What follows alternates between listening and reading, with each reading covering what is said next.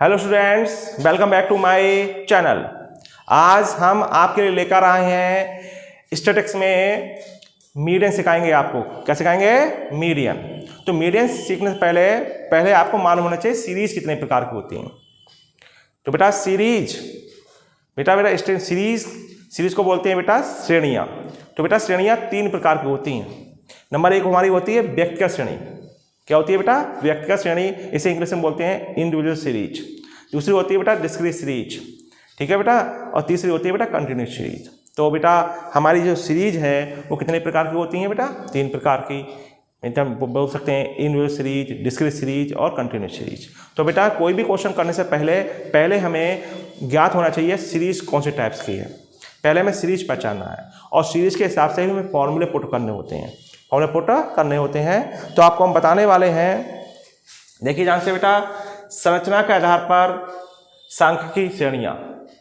संरचना के आधार पर सांख्यिकी श्रेणियाँ। तो स्टैटिस्टिकल सीरीज बेस्ड ऑन मतलब स्ट्रक्चर। तो देखो पहला होता है बेटा हमारा व्यक्तिगत श्रेणी। व्यक्तिगत श्रेणी इसे बोलते हैं बेटा इंडिविजुअल सीरीज, ठीक है बेटा, है ना।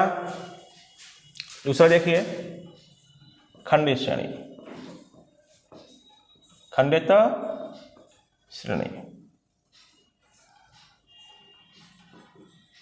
इसे बोलते हैं बेटा डिस्क्रीट सीरीज। Discrete series.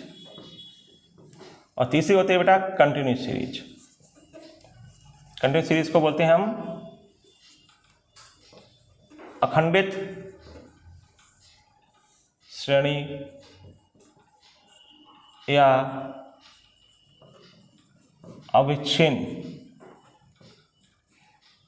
श्रेणी। इसे सतत भी बोलते हैं बेटा। सतत क्या बोल सकते हैं? सतत श्रेणी। सतत श्रेणी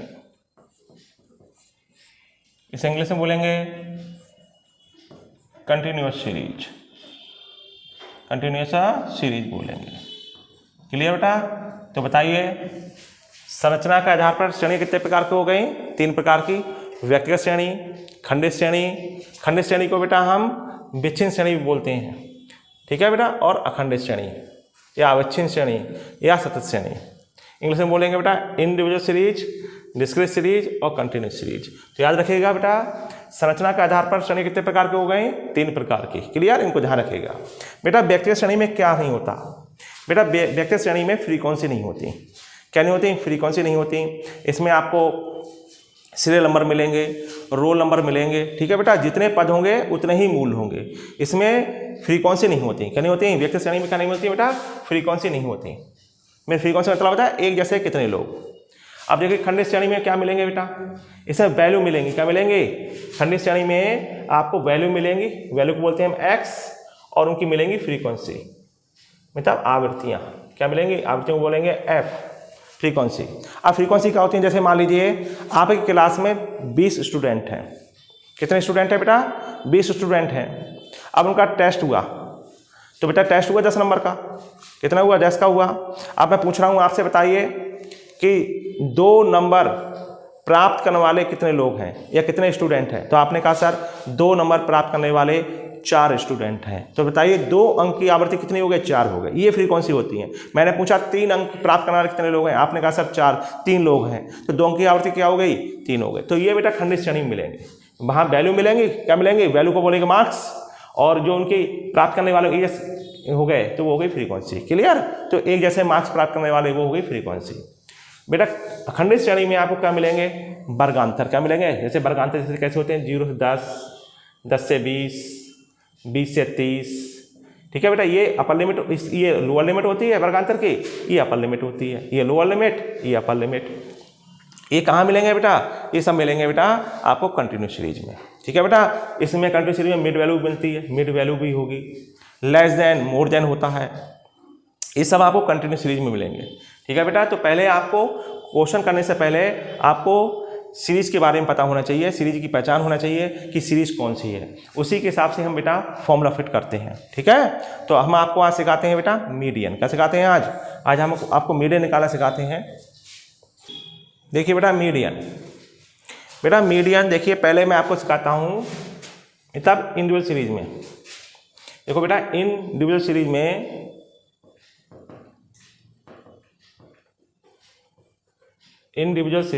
मतलब व्यक्तिगत श्रेणी में मीडियन निकालने का पहले फॉर्मूला पता होना चाहिए आपको। मीडियन निकालने का फॉर्मूला होगा m = n+1/2 दी आइटम, ये m बराबर n+1/2 दी आइटम। ठीक है, तो ये n क्या है, n का मतलब देखो बेटा यहाँ पर m का मतलब देखिए, m का मतलब होता है मीडियन से, और n का मतलब होता है नंबर ऑफ आइटम्स, कितने आइटम है। क्लियर, मतलब m का मतलब मीडियन मतलब माध्यिका, और n का मतलब नंबर ऑफ आइटम, कितने आइटम्स हैं। क्लियर, तो याद रखिए व्यक्तिगत श्रेणी में मीडियन निकालने का फॉर्मूला क्या होता है, n+1/2। n का मतलब क्या होगा, नंबर ऑफ आइटम्स। क्लियर, और n का मतलब मीडियन से। मीडियन क्या होता है बेटा, ये जो माध्यिका है वो श्रेणी को 2 बराबर भागों में बांटती है ना। ठीक है बेटा, एक जो मीडियन होता है, मीडियन से एक और के सब मूल उससे अधिक होते हैं, और एक होते हैं एक और के सब मूल उसके कम के होते हैं। तो ये जो माध्यिका है वो श्रेणी को 2 बराबर भागों में बांटती है। ठीक है, माध्यिका से एक और के मूल उससे अधिक होते हैं और एक और के मूल उससे कम होते हैं। क्लियर, अब देखिए बेटा क्वेश्चन देखिए आप, ये क्वेश्चन है बेटा, देखिए find out the median value of the following data. देखो बेटा ये कौन सी सीरीज है, पहले सीरीज में देखो मैंने लिखा है 10, 9, 20, 36, 14, 8, 19, 32, 28, 16, 5, 60 और 40।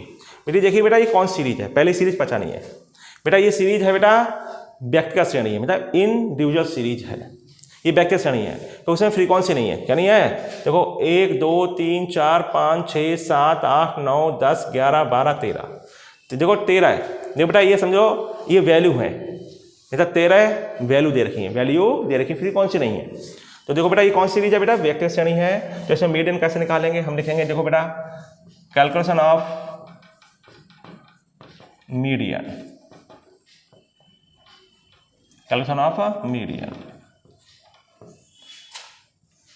एक तरफ लिख लेंगे बेटा सीरियल नंबर, ये इसे टेबल हमारी खूबसूरत बन जाए, सीरियल नंबर, और यहाँ लिख लेंगे वैल्यू। क्या लिख लेंगे, वैल्यू को बोलेंगे हम x। अब गिना हमने कितने हो गए थे बेटा, 13 हो गए थे। तो 1, 2, 3, 4, 5, 6, 7, 8, 9, 10, 11, 12 और 13। ठीक है बेटा, तो n का मतलब हो गया, जो n हो गया n बराबर 13 हो गया। आपको एक बार बता दूं बेटा, मीडियन निकालने के लिए जो हमारे आइटम्स होते हैं या जो वैल्यू होती हैं वो हमेशा असेंडिंग ऑर्डर में होनी चाहिए। कैसे होनी चाहिए, असेंडिंग ऑर्डर में। तो यहाँ पे लिखेंगे देखो बेटा वैल्यू अरेंज्ड, क्या लिखेंगे, value arranged in ascending order, value arrange in ascending order. ये जो हमारी वैल्यू है उनको हमेशा असेंडिंग ऑर्डर में लिखेंगे। असेंडिंग ऑर्डर का मतलब होता है बढ़ता हुआ क्रम या आरोही क्रम। तो देखिए बेटा इसमें सबसे छोटी वैल्यू देखिए, सबसे छोटी वैल्यू कौन सी है, तो बेटा सबसे छोटी वैल्यू इसमें दिख रही है 5। तो सबसे पहले हम 5 लिखेंगे, ये असेंडिंग ऑर्डर होता है। इससे 5 से बड़ा क्या है, देखो 5 से बड़ा हमारा है 8, क्या है 8, तो 8 लिखेंगे। फिर 8 से बड़ा 9 है, 9 से बड़ा क्या है बेटा हमारा 10 है। तो 10 से बड़ा देखिए बेटा, 10 से बड़ा हमारा है, 10 से बड़ा 14, क्या है 14 है।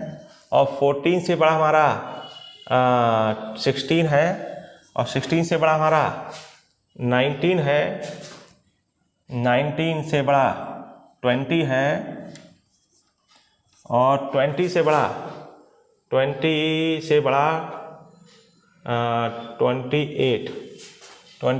है, और 28 से बड़ा 32 है, 32, फिर 32 से बड़ा हमारा 36, 36 से बड़ा है हमारा 40 और 40 से बड़ा हमारा है 60।